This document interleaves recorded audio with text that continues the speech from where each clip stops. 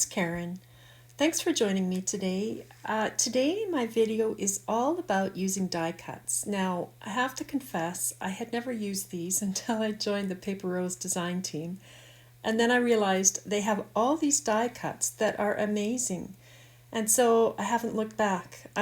And so today, this collection here is the Be Happy collection. I love all these gnomes and the sunflowers. They are just so easy. So I've got the heart circle cover plate die there. I had already made it on the left and I kind of scrapped that one because I didn't like the pink hearts. So I've just cut another one and I've colored the hearts yellow this time. And I'm just going to glue that right over top of that first one. It's on glitter cardstock, so that was what I thought I would use as my background. I've put some yellow card down onto my card base and I'm just gluing this cover plate on top of that. And I've already picked out some of these little die cuts. They are so easy to use. I just felt that they needed to stand out from the card base a little more, so I've put some vellum there. I'm gluing it, a little circle of it, and I'm just gluing that down onto those center hearts.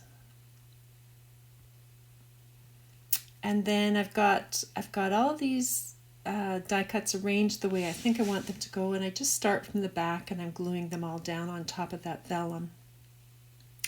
These die cuts, they just make card making so quick and so easy. There's no coloring.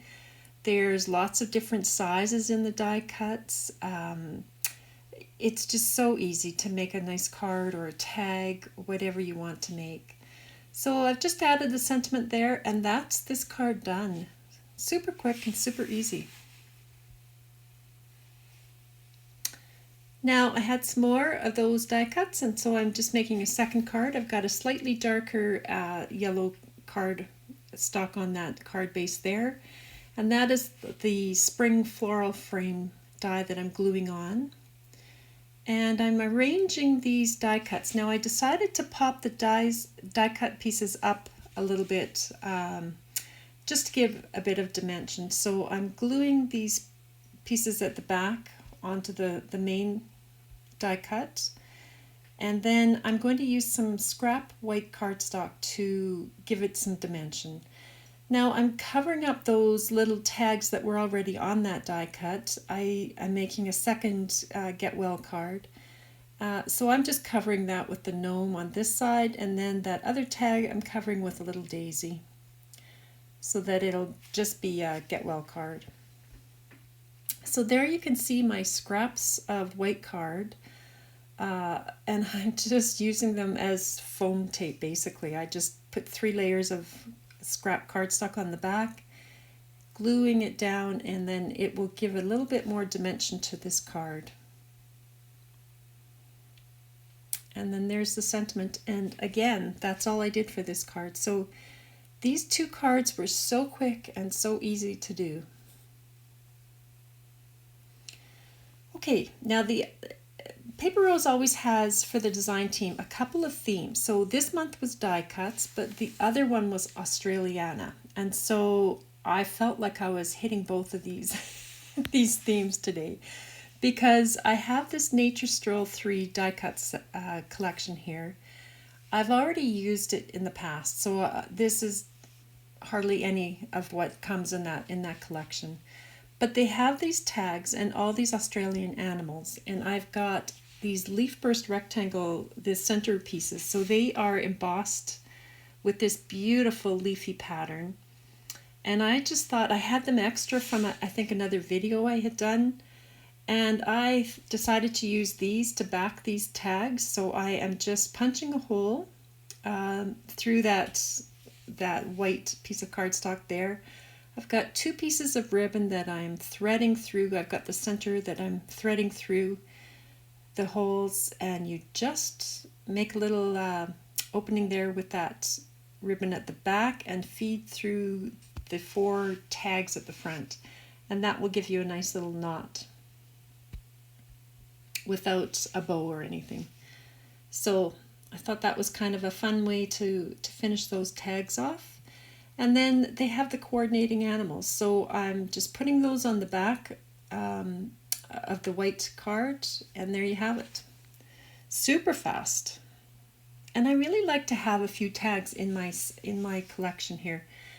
They're the one thing that I forget to put on with a gift, and so if I have them done, I will stick them on. So here they are, they're all done, and I just thought those were quite fun.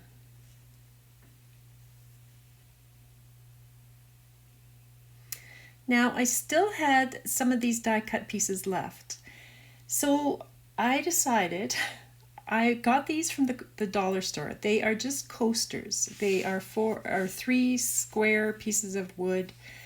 I also found this Deco Art white pearl paint there, and so I am using that to paint all these wooden squares. I ended up putting 3 coats of paint on each of these. It dried really quickly. I think within a half an hour it was dry each time. So I was just doing this while I had other things on the go, and I just kept coming back to put a coat of paint on.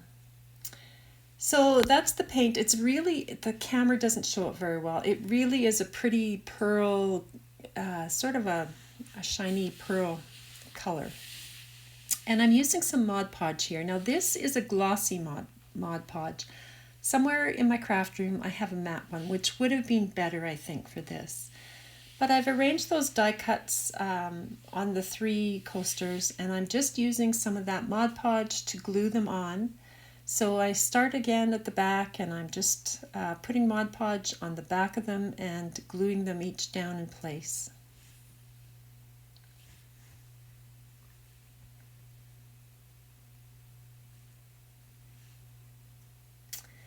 And so once I had all of them down, I just went along pressing on the edges just to make sure everything was sticking down. I do cover it with Mod Podge after, but I wanted to make sure that it was all really well stuck down because it's going to be a coaster, so I didn't want them sticking up. So I'm applying the Mod Podge right over top of everything, trying to make sure I'm getting into those nooks and crannies where the die cuts are. And again, I ended up putting 3 layers of this Mod Podge on these coasters. It does say on the glossy Mod Podge that to get rid of any tackiness after, there is an acrylic sealer that you can apply. So I think I may end up doing that because to me these felt a little bit tacky. And I don't think the matte does that, so that may be something to keep in mind. But for the bottoms of these, I've cut some craft foam. I just placed the coasters on the foam and then cut right around. And again, I'm going to use that Mod Podge to glue these on. So just putting lots of that down, and then I put the foam right on top of that. And then I did put these under acrylic blocks just to seal it and really make sure it adhered really well. Now I think that these would make a great hostess gift. I think especially at Christmas, you know, for all those Christmas parties, like a little set of these. Now I only had enough die cuts for 3, and so I think I have to get more to finish off and make another set of 3 of these coasters. So I used the Merry Little Christmas for this last one. So that's another die cut pack. And I may make a set of those as well. So I'm going to have a hostess gift for a few things. But I thought that was kind of a fun idea. Now, this is how I store my die cuts, and I didn't know if anybody really would want to see that, so I've kept it at the end. But I do use a laminating pouch. I cut it into quarters, so just cutting it vertically and then horizontally. And this will make 2 pouches now for the die cuts. Now this one you're going to open it up and just leave it the way it is. This second one you want to trim it down a little bit. So that's 2 layers there, the front and the back, and I'm just trimming that little bit off the edge. And all you want is to have this little border around the sides and the bottom. The top will hang over, and that's okay. So I don't trim that one off. But what you do have to do with this middle one is take it and fold it inside out. So now the 2 shiny edges are together, and the dull side is out, and then you recenter that over that bottom. And I like to keep the information sheet that goes with the die cuts. So this is, for this one here, I cut out the image and then the name of the die cut package and the SKU number. And just that way, if I want to reorder it, I know exactly what it is I'm looking for. But I put those in. And then this last top piece, you fold, the shiny side should be out. And then you just place it back over top of the bottom one. And then I put these into a parchment carrier. I have one card shim in to start, just to hold it in place so all that paper inside doesn't slip around. So I run it through like this, and then I take the cardstock shim out and run it through one more time. And this is how it will come out. That top piece is going to get trimmed right off. So you just cut that down. And then I corner around all the edges. Now you could use a corner chomper or, a punch, whatever you've got. I just use my scissors. But then you've got this really handy little pouch that keeps those die cut pieces in place. And I just find, once I've taken them off that carrier sheet, I feel like they're not, the carrier sheets sort of catch and snag, I find. So I prefer this.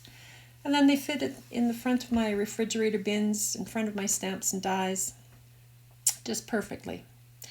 So thanks for joining me, everybody. I hope that's given you some ideas, and I hope you'll come back for the next one. See you later.